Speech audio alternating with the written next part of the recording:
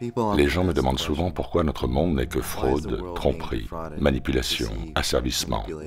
Quelle en est la cause profonde? La cause profonde s'appelle la Réserve fédérale US.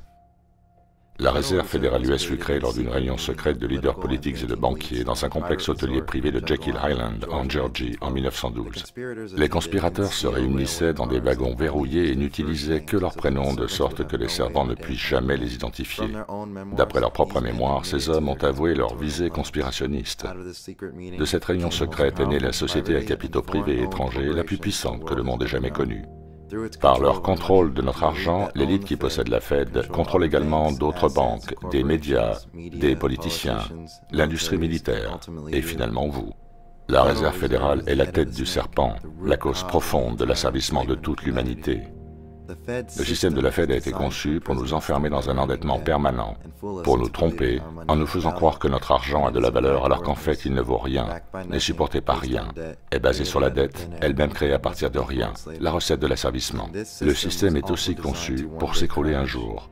Le volume d'endettement qui est actuellement le nôtre est absolument énorme, et quand il s'écroulera, le monde connaîtra un chaos financier comme il n'en a jamais connu, et ce n'est juste qu'une question de temps. Sans cette insidieuse organisation privée, notre monde et notre réalité seraient complètement différents.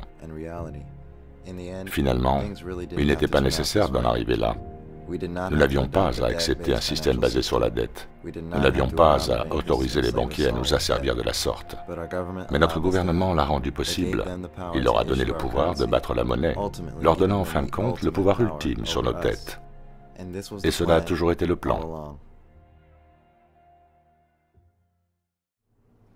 Saviez-vous que le naufrage du Titanic est à l'origine de la création de la Fed? Aussi fascinant et improbable que cela puisse paraître, en 1898, un roman du nom de Futilité, d'après une idée de Morgan Robertson, détaille le naufrage d'un navire qui ne peut couler, le plus grand vaisseau flottant, du nom imaginaire de Titan, percutant un iceberg en avril, provoquant de nombreuses victimes à cause du manque de canaux de survie.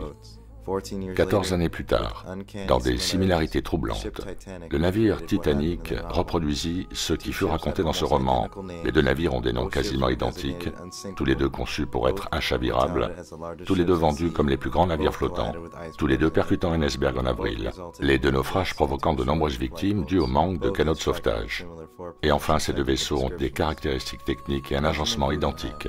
Benjamin Guggenheim, Isidore Straus, le patron des grands magasins Macy's, et John Jacob Astor, l'un des plus riches, si ce n'est le plus riche à cette époque, furent tous victimes du naufrage.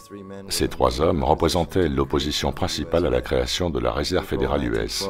À partir d'avril 1912, toute opposition à la Réserve fédérale fut éliminée. En décembre 1913, naissance de la Réserve fédérale, contrôlée par la cabale de l'élite du monde de la finance, dont l'agenda final est l'asservissement total de l'humanité. Tout ça n'est-il qu'une coïncidence?